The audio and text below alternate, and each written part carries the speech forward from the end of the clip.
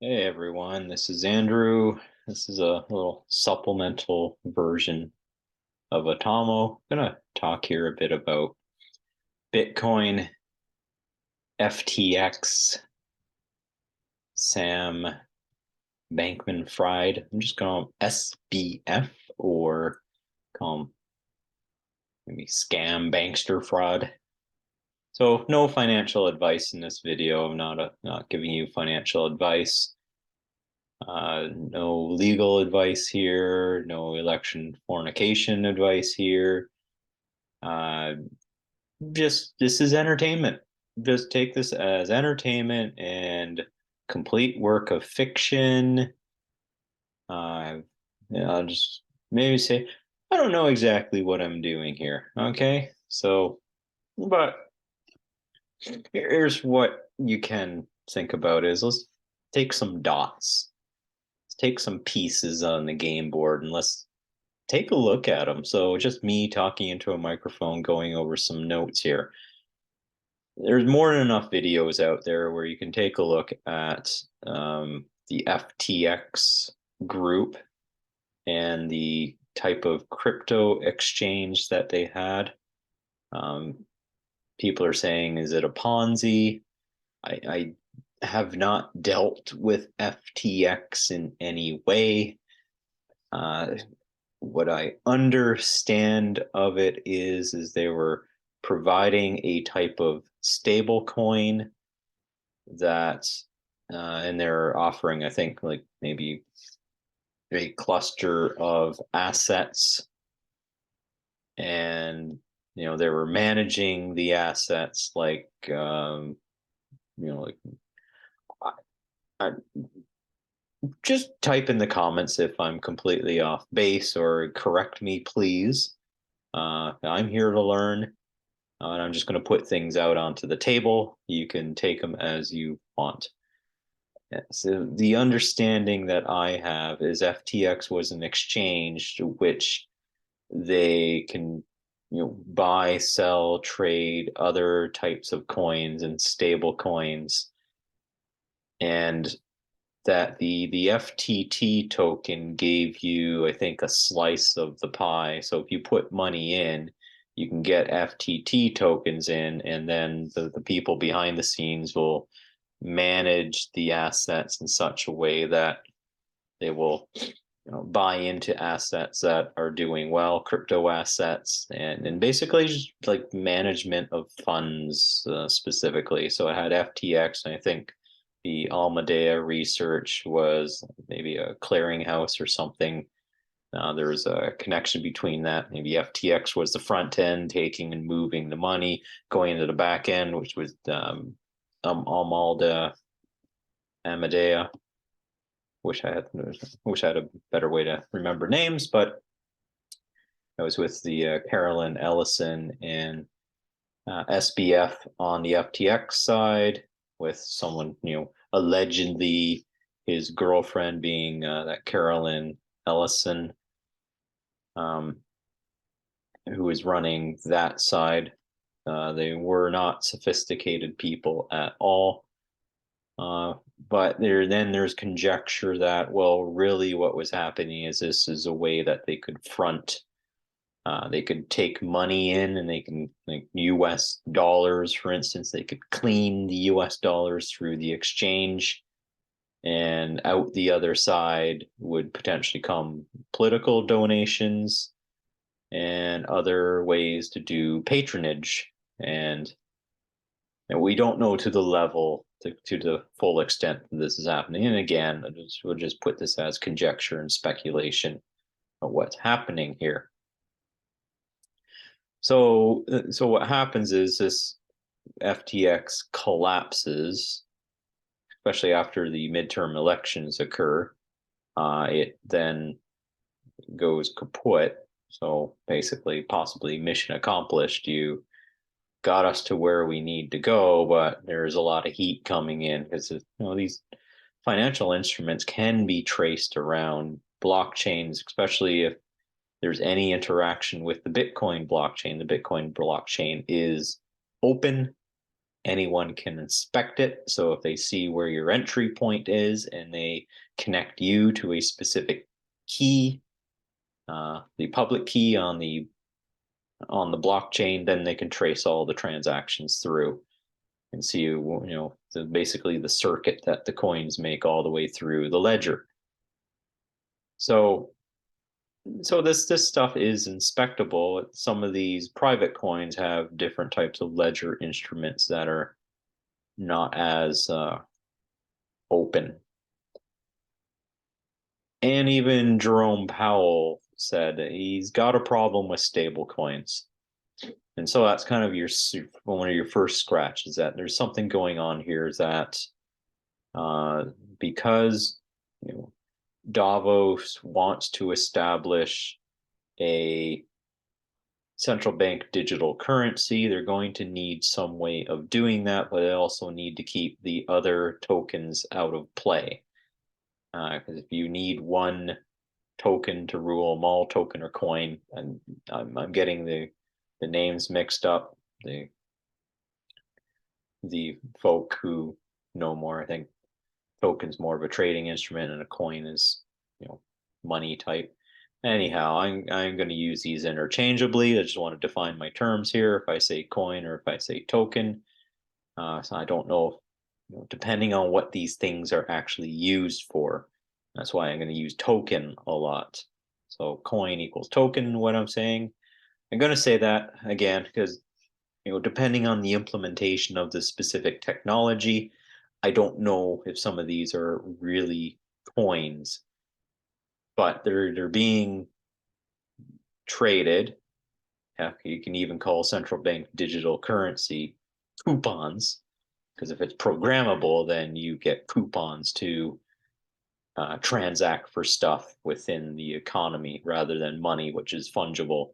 Programmable money, you can say, no, you can't buy gas with this because you've gone over your carbon limits. So we will revoke all of your tokens for purchasing fuel, for example. You're generating too much greenhouse gas. Anyway, let's put that one aside. So what we have is,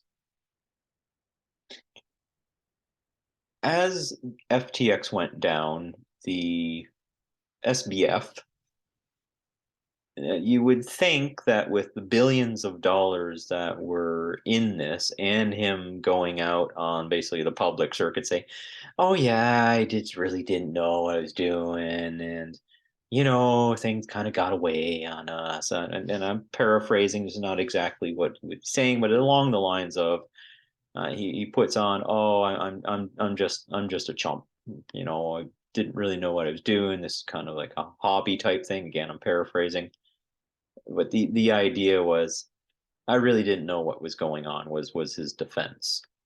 It's like billions of dollars, and you don't know what's going on, and you're basically running this through QuickBooks. Yeah, a lot of, and there's the new CEO that was brought in to basically figure out what was going on with FTX, is saying, yeah, the controls, there were just no controls. It was just abysmal failure of any sort of corporate controls whatsoever within that organization. So there's some way that really hot money was getting into the organization through some sort of channels, and that hot money was going out, especially to one of them to buy some property in the Bahamas where they could go and they can have their little tirades and ménage à trois, or any sort of things that were going on that just don't want to think about. So, well, what's happening now? And I'm just taking a look through some notes here to say, SBF wasn't prosecuted, or he was asked to come and speak, and he didn't, because he didn't know, well, was I really needing to go there, or was it true ask? Then they, I think, subpoenaed him to come and to speak for Congress, and he was still on more of a public circuit of speaking. And it's like, well, is this guy going to be convicted? It took some time, but then he was finally uh, taken by Bahamas authorities and put in jail. Now,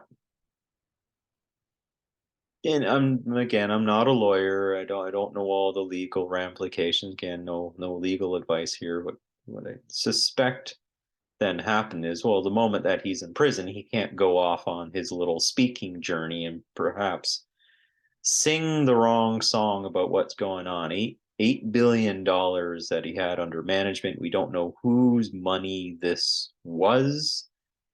And it's possible that if he talks for too long, somebody asks a particular question and then he implicates people who are kind of in on the shitting. So some things to look at that are in play is then there's Binance enters the chat here. And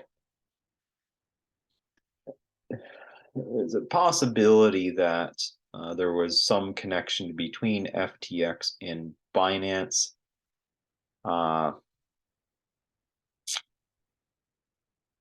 What we think is there's factions at play. And I was talking in my other videos about factions. Factions have tools, and the video I just posted talks about, the walled garden in Europe, talking about it, and the gardeners have tools. Well, what are some of the tools? Well, your corporate structures are tools, and the way to move money around the system is a tool in itself. Cryptocurrency exchanges, to use more of a Zoltan Pozar, he talks about, he's an analyst at Credit Suisse, talks about inside money and outside money. So when we're in a banking system, we use the upside down triangle where you got core money at the bottom, currency that your bank takes in on deposits they can leverage that money into, I can take, just say, $1 in, and I can turn it into $10 in loans, for example, if I have a 10-to-1 reserving. That happens, and then as that money goes into another bank, they can then lend that out at a multiple, and then when the person gets that money, they put it into a different bank. That bank can then lend that out at a multiple, and all this starts to tie up. So that's an instrument. That's a way of moving money around. So you have FTX and you have Binance, which are ways to trade cryptocurrency, but in order to fight the battle, you need a way to get your pieces onto that battle board. And the way to do it is, in order to get into crypto, you have to get in through an exchange.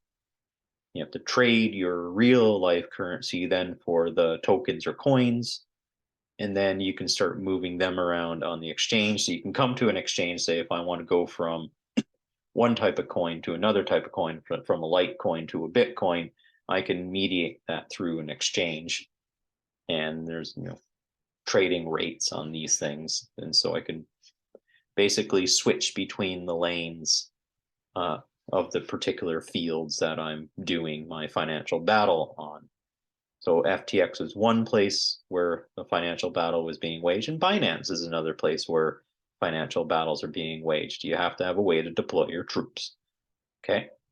So it's possible that you have team SBF, but then you have some other team that's in play through Binance. So FTX goes down, and then next thing you see is, well, the US prosecutors then are coming and charging Binance and executives for possible money laundering. So what we see is a potential setup here that there might have been. So if FTX and Binance were to come together, it was possibly a way to, well, if my enemy's coming in through one way and I can take over that place for them to do battle and expose, like, if you purchase a company, then you get all the records within the company if they're not destroying them. Think Twitter files. So once Elon purchased Twitter, he has access to the direct messages and other things that are behind the scenes that we don't see. So if FTX were to buy Binance, then they get exposure to possibly some operations and how their opponents are potentially running. And I have to take this as an adversarial thing because I don't know where the cooperative element lies in here. But and so if they're able to take it in, then they can issue. And then if you want to weaponize your departments of justice, then you can give them information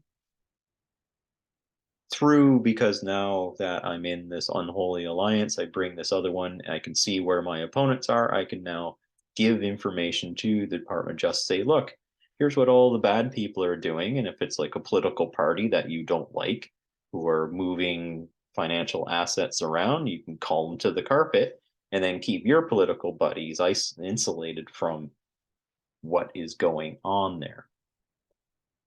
So, well, possibly, you think about it, maybe it went the other way around. Possibly, maybe even Binance had information leading to, okay, we see some things that are happening on FTX, and then people in Binance are called up their buddies, because we're in a weird type of war situation. So they call up their buddies and say, yo, hey, there's stuff going on over there at FTX. Here's some things that we have to do within the operation.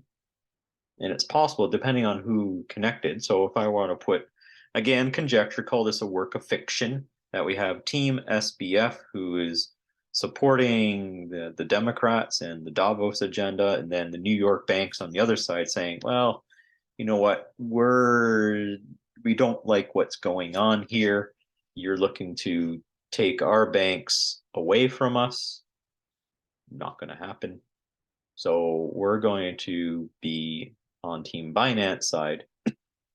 So it's very possible that, given that there's support from Binance through the other faction, that they laid to waste FTX. Conjecture.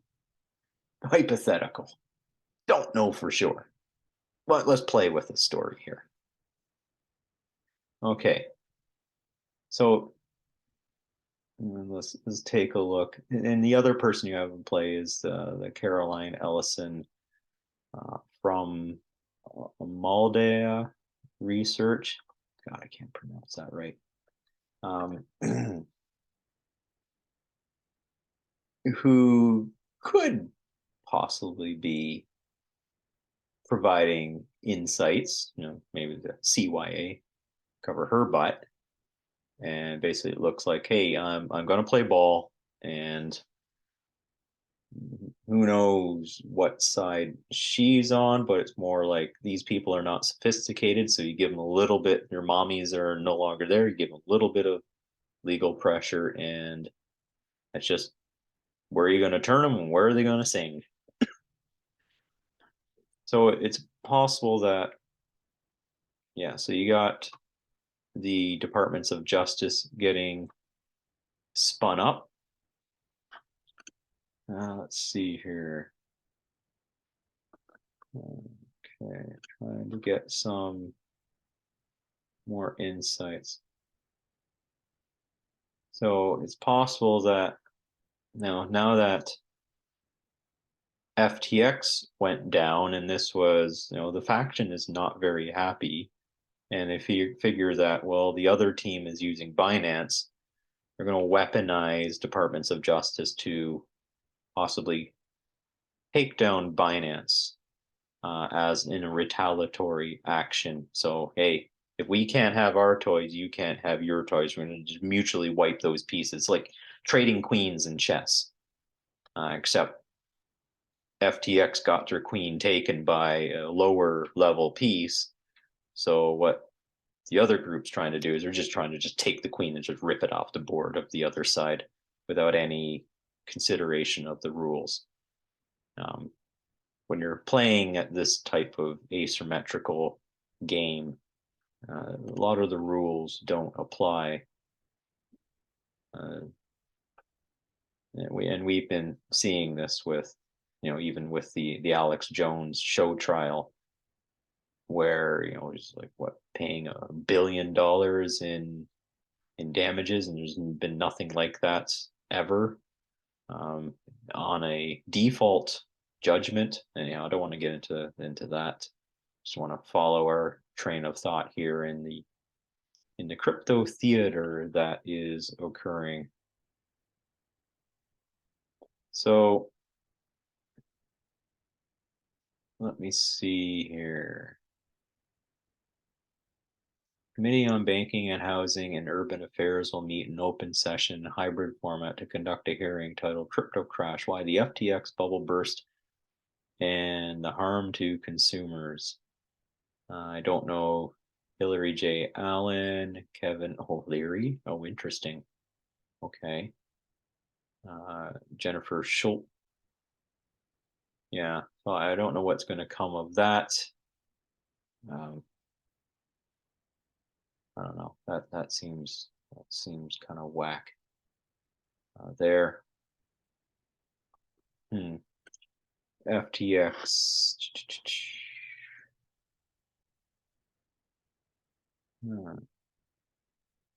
FTX failure is a management problem. Some information from Morning Brew. So just missing 550 million transferred to FTX after bankruptcy, proper access of assets.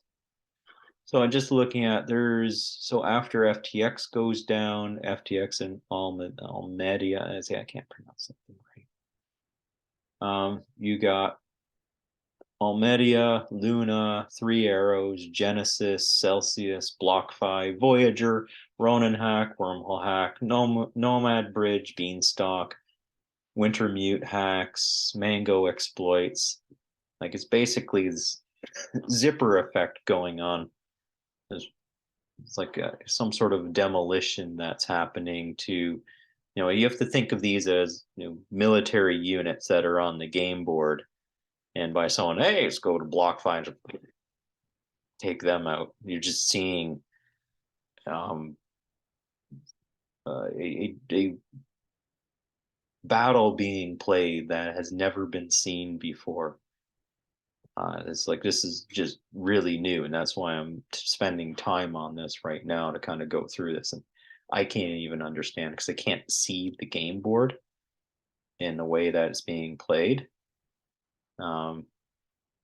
But it does look like that the Davos groups that were setting up their pieces on the board are flipping mad right now, and they might be a little ahead of the game, and that's why we're seeing fallout happening with they're ripping other pieces off the board.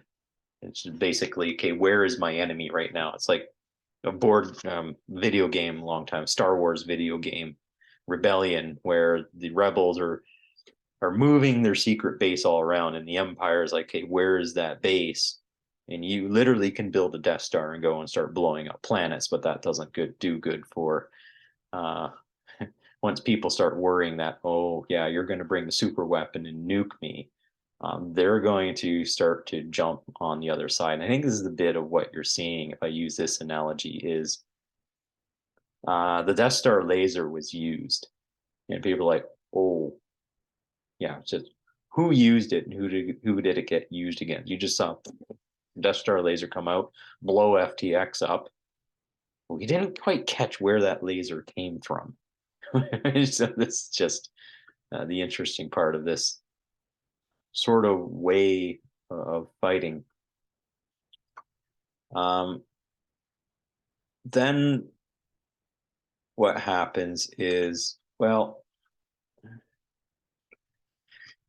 when SBF gets arrested in Bahamas, well, now, for one, you can't go and speak under oath to a committee. Not that it's part where you have to look at, well, who basically gave the tap to make, okay, arrest this guy? Now, where did that warrant come from? Looking for that information, or where did that instruction come from? So the moment that he goes into jail, now he's going to need legal, and then he's got to say, okay, well, now who is going to be in his legal side? It depends on what kind of money he has left as well, and he's probably not going to lawyer up right away, because what's now going to happen is, well, manila envelopes are going to trade around, or and are going to figure out, okay, well, who's he going to be patsying for? And what does this guy know? Is there any sort of national security information that he has?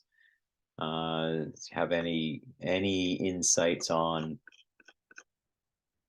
or can he basically sing like a canary against the inappropriate people? Um, so there's a lot of conjecture here. By putting him in jail, he can't do his little road show and go and blah blah blah. So is he being quieted through this move, or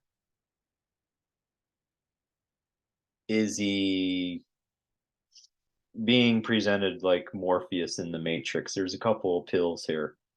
You can red pill and you go down the rabbit hole, and things are going to happen, or you blue pill and basically, I don't know, I can't make any conjecture here whether he just gets locked up in the slammer and stays there, and that's his blue pill.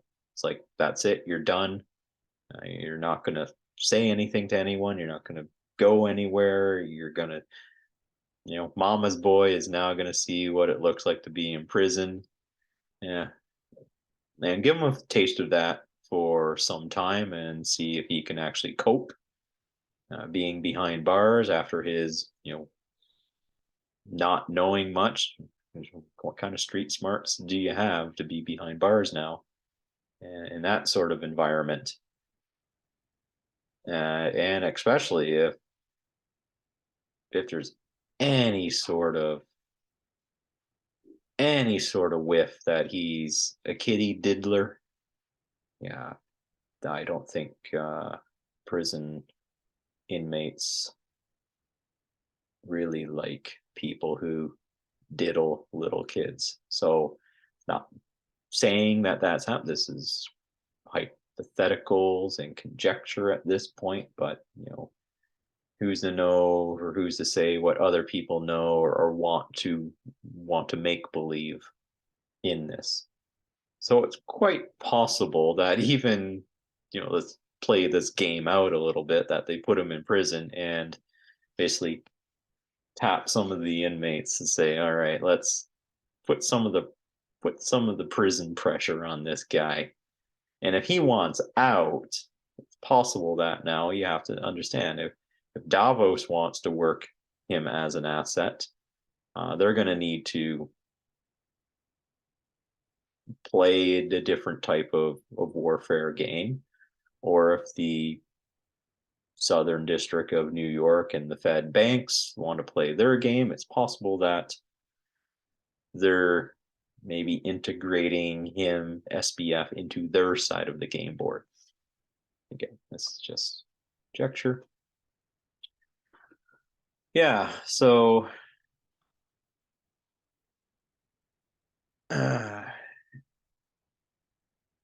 because we talk about Atomo and white pilling, what might be the miracle here? Well, basically to destroy the Davos project, it is very possible that, well, now we need to take the asset that you had on the board, and we're now going to flip it, like in the game of Go. We're going to flip it and make it our asset, and we're going to weaponize it against you, because it is about the New York banks maintaining legitimacy, or maintaining where they are in their part of the hierarchy against the European garden again, and them wanting to go out and cull the jungle. So yeah, so that is happening. There was another element that comes into play. I'm looking for some information on is when we talk about the pieces on the game board with Binance, there is another piece on the game board, the USDT, also known as Tether. Now, Tether is a stable coin. I believe it trades almost at a 1-for-1 to the US dollar. And what we're seeing is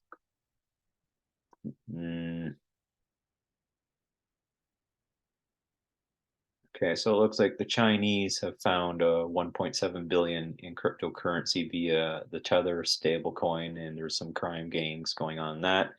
Maybe they're just connect. I don't know how they play, or if they were a piece on the board to put money into Tether, or because Tether is stablecoin, then USDC. Okay, Max Kaiser calling possibly USDT is real stablecoin. Well, because it's real because it's getting backed.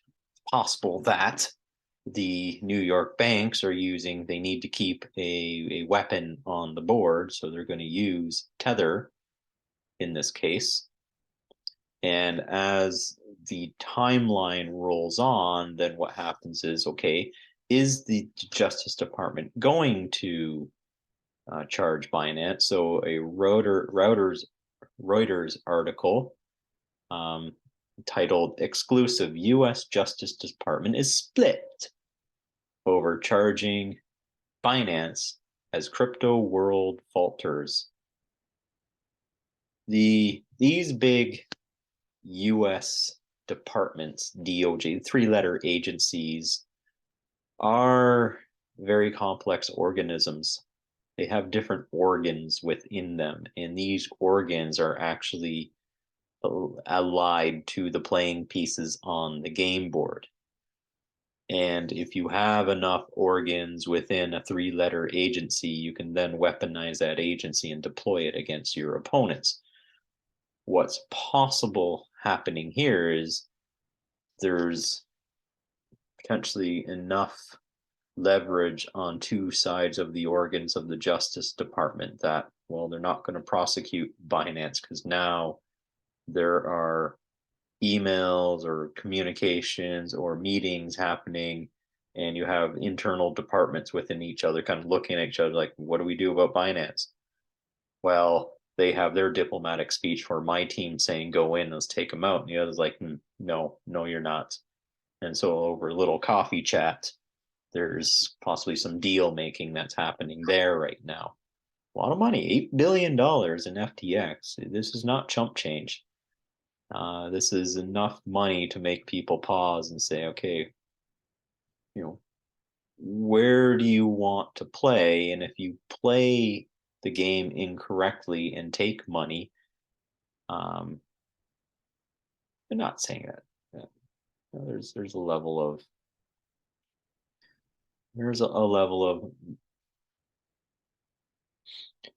if you take money to play for a particular team, then you're going to have to play in a particular way. You can't bulk on that because usually other talk about if you do get in on one of these teams, usually you have to go through a blackmailing process where you have to compromise yourself and show that you are a part of the team, that you're compromised, and if you do things incorrectly, that compromise can be exposed and can take you out at many different levels. So, why did Bill Gates divorce Melinda? Why did Jeff Bezos divorce Mackenzie? What happened? And so it's like, to put question marks on little oddities that happen. Not saying, not suggesting anything, but it's like makes you go, Why did Jeffrey Epstein have his island? Well, if you want to get you're at a certain level within the clique, then you have to go and you have to get video doing illicit acts, and that is that. And that gets on record. And okay, well, now that we got this, here's what we need to do. Here's your instructions. And if you patsy it properly, here's your money. And you know what? Do your thing. There's probably an exit ramp. Say, okay, I'm done. But then you have to like, and so you have to live perhaps lies or live with stuff clinking around in your head. And that's probably why it comes to another conjecture that, well, why didn't the group within uh, Twitter, prosecutor pushed down against some of the um, child pornography stuff that was going on? They had a whole team created to do that, but they were seemingly doing nothing about it until Elon joined and put in a little thing saying, click, this is child porn or underage or minor bad stuff. Like, there's an actual thing you can report it. Before that, you couldn't. So,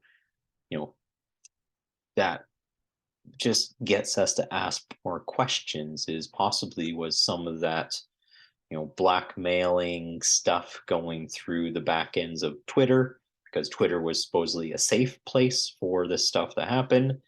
But now again, Elon took that piece, moved it over to a different side, and now he's got all those details.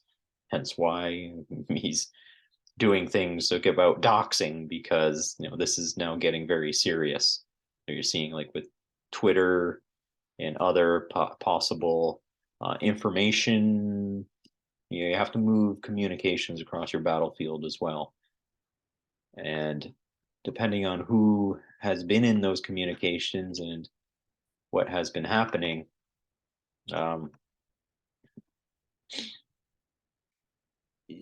getting that moved or flipped to the other side can expose a whole bunch of information.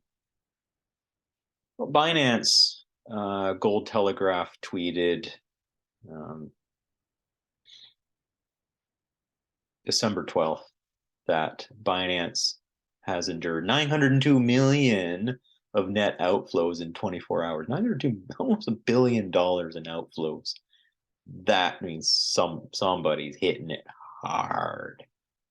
And so, the war is just that's a massive battle that's being fought, like right on the Binance part of the board with the Binance chips. And then now it starts off as now next thing you know it is Canada has banned margin and leverage trading on cryptocurrencies. So people like me, I can't, if I get into crypto, I don't think I can trade it on margin. If I got $1, I could buy $1 worth of crypto. I have to spend $1 to get $1's worth. But that doesn't mean that other people, in Canada have that ability, or you set up a way to leverage and margin in cryptocurrencies in order to get a different type of yield curve. So possibly what might be happening is we close down on that, is that maybe there is a possible to create a run on BTC, the Bitcoin,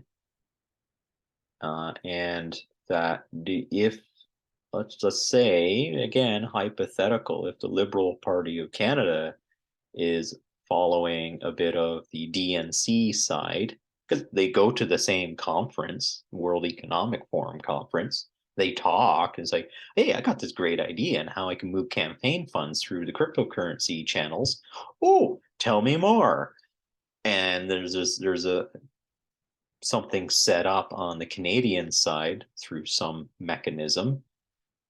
Then if the banks turn around and say, yeah, we're banning this thing, then it's possible that you could create if you find that, just again, hypothetical, Liberal Party of Canada is slushing money around within leveraged cryptocurrency exchanges, and that spigot gets shut off because now the Bank of Canada is alerted, and there's a done with him and his, using tools to trim the garden that Trudeau wants. And the banks are saying, yeah, okay, none of this. Like, we're getting phone calls, we're getting intel, we're getting information, we see what's up. Leave her down. Okay. Taking some pieces off the board. And if I can no longer provide energy and money to my game pieces on the board, they shut down. Okay. Very complex system though, so I can only just look at pieces that are on the board. I think there's another one where you had the Binance with 902 million in outflows, and then there's a Twitter article here.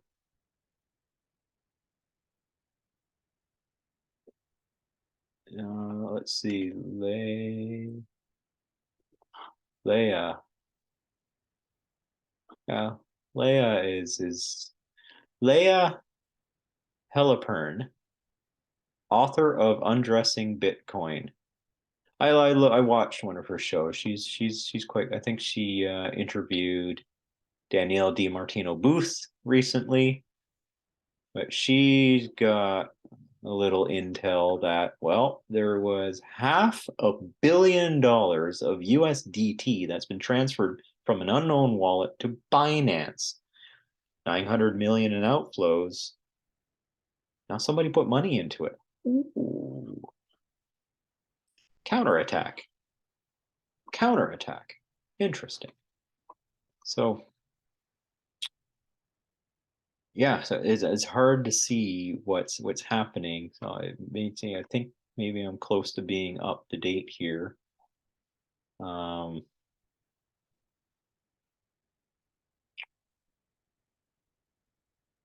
Elizabeth Warren is getting in on potentially cracking down on movement of money through just indignance.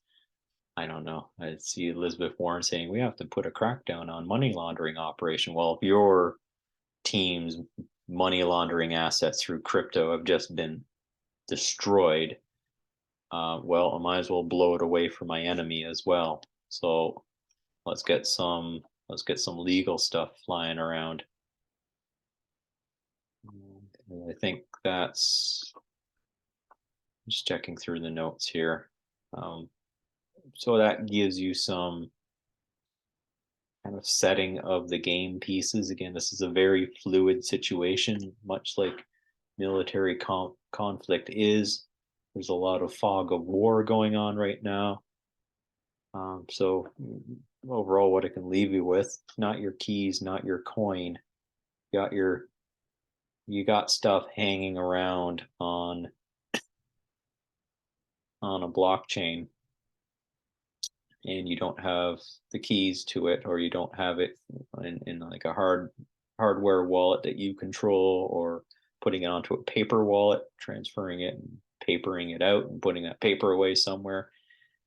So what we have here is we have basically Davos counterattacking for the takedown of FTX. You're going to see some lawfare come up, basically to take pieces off the board. If I can't have it, then my enemy can't have it. Fear, uncertainty, and doubt is FUD is going to be put into play heavily. You might find a lot of FUD articles coming up on Binance, giving it Binance is looked at as an opposition to FTX, and Binance is not on the proper team, by the other team saying so. Then also you might see some tether backstopping of finance to keep finance moving, because you might see that you want to keep pieces on the game board. And okay, I'll leave it with that. Some conversations about Bitcoin. So again, stay safe out there. Keep your ear to the rail.